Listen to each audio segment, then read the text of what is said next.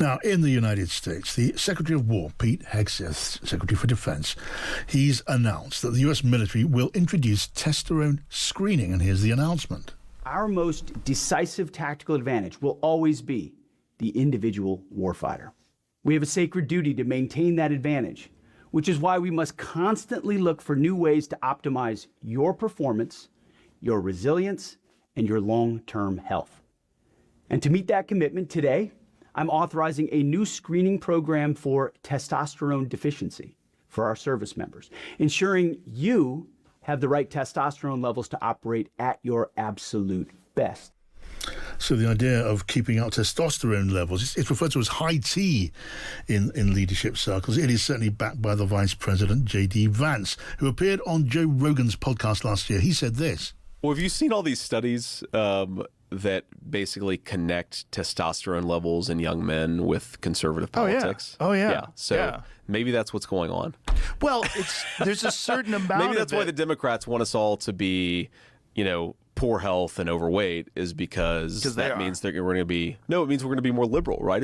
If you make people less healthy, they apparently become more politically liberal. That's an interesting observation.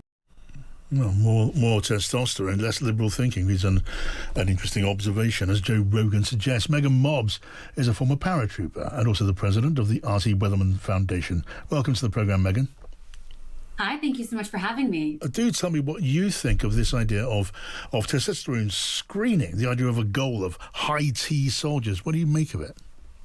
So I will say, I don't know anything about the science related to testosterone and liberal thinking or not, but I can just certainly tell you, as a clinical psychologist who treated former special operators and worked in the VA, that testosterone in men is a quite significant and under-discussed topic related to men's mental health, in particular after exposure to blast trauma, for example, and that testosterone is critically important in things like bone density, energy, concentration, and for better or for worse, in men, testosterone begins to dip after 30, and it is something that should be looked at. Endocrine health should be looked at as a function of resilience and health within our military.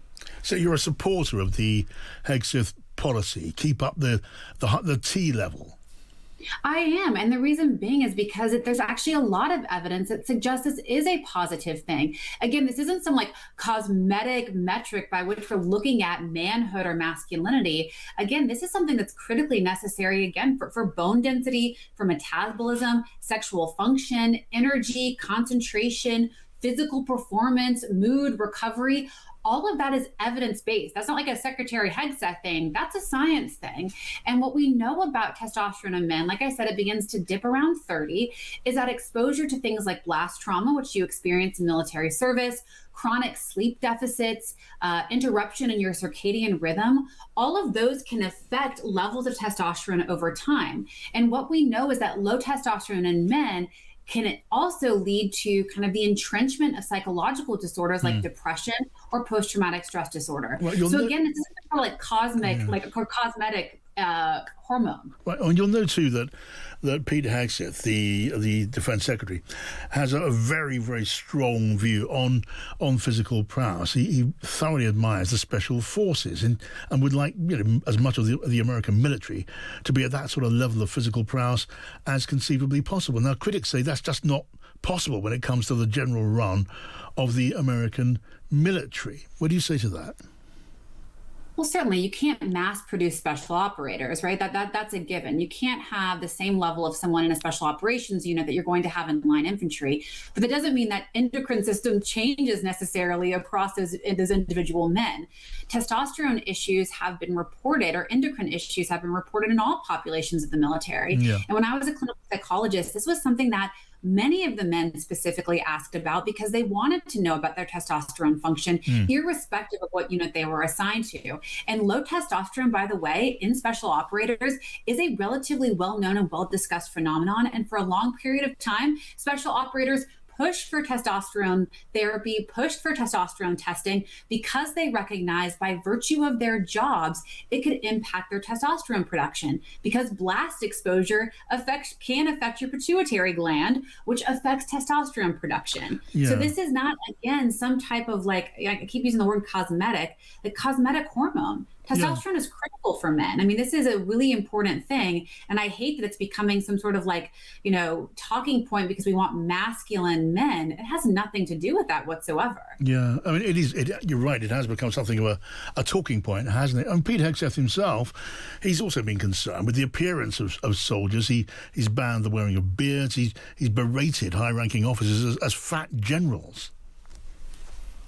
Well, I mean, physical appearance is a kind of critical component of military service because oftentimes how you physically look does dictate to some extent how you perform. We know that if you are overweight or unhealthy, you're less likely to be able to physically perform the necessities on the battlefield. So I don't think an adherence to a physical standard should be, these are kind of also in some ways two separate things. I mean, yes, they're both inherently about readiness, but the endocrine system, testosterone, that is a medical health issue that has to be discussed and taken seriously. It's not about appearance. This is about functionality and resilience. How do women service members fit into this picture, Meaghan? So, I mean, what I would hope here is if we're talking about endocrine health and we're talking about the necessity of focusing on the hormonal health of our service members, of course, we should be including women in that conversation. And that means that we should be talking about other hormones. So hormone replacement therapy, by the way, is massive for women in the VA. And that's for a whole host of reasons related to their time in military service, because military service confers a substantial amount of benefits, but it also is a big wear and tear on your body. And that can affect your endocrine system for women as well. So if we're going to look at testosterone for men, then certainly we should be looking at the hormonal health and the endocrine systems of women as well. I'm just staying with women just for a moment in the United States military. You'll have seen many, many reports, I do not doubt, of women being treated not especially fairly by the Pentagon under the Defense Secretary Hegseth. Women who were blocked, denied promotion from, to flag rank, to general rank, to the point that it seems unfair to many of those looking in. They think this is a biased treatment of women to their disadvantage. Do you have a view on that? So first off, I think that I would have to look at individual cases before I could even make some type of sweeping pronouncement about whether or not women have less opportunity. What I will tell you as a woman, a former paratrooper, is that there should be one standard. And the reason being is that the battlefield only measures one standard. It doesn't change based on whether you're a woman or a man. And so I am a firm believer that there should be one standard.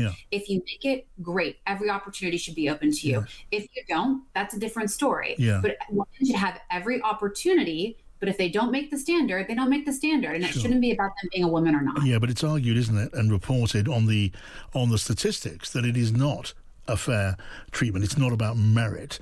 That a woman who's a colonel, for example, is more likely to be blocked from becoming a one-star general. That a captain in the United States Navy is less likely to be made a rear admiral.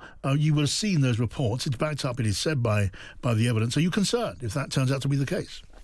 So I think a lot of that has been completely politicized, and I am not at all convinced that that's the case, to be clear. I think more often than not, they're trying to label it as such, but I think there's long needed to be a reorientation back towards merit. Unfortunately, it's something that we call it DEI, so diversity, equity, and inclusion, was forced down the throat of the Department of Defense to its detriment. Because again, when you are fighting, when you are in a position, you want to know the person to your left and right is the absolute best. And let's be very clear, there's a biological difference between men and women. So I could do the same level of training as a man. There's no way I'm going to be able to, at baseline, this is not everyone, but at baseline on average, be able to perform the same physical function as men. It doesn't mean women aren't capable of serving in uniform, but certainly that means that we need to acknowledge the science and the biological reality of our sex differences. Otherwise, we're going to have a less lethal fighting force. For example, we also know that women are much better at things like latent shooters or getting into places that men can't by building trust and community. So the intelligence sector, women are very good at. So we should be looking at these things completely dispassionately, making sure there is one standard and people are promoted and assessed based on capability and merit, and not some forced diversity metric that fails to account for all of those different things I just said. Meaghan Mobbs, thank you for joining us. Thanks for having me. Anytime.